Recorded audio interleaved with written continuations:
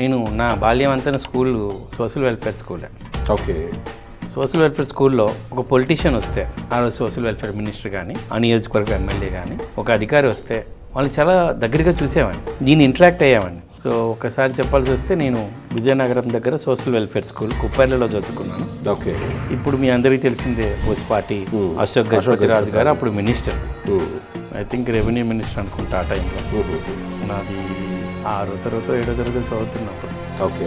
So ఆయన వచ్చారు, వచ్చినప్పుడు ఐ ఇంటరాక్టెడ్. సో ఒక పొలిటీషియన్ ఏం చేయగలుగుతాడు, ఆ రోజు రావడం, స్కూల్కి పరిస్థితులు చూడడం, ఆ స్కూల్లో ఏమైతే లేదో నెక్స్ట్ డేకి వచ్చేసింది.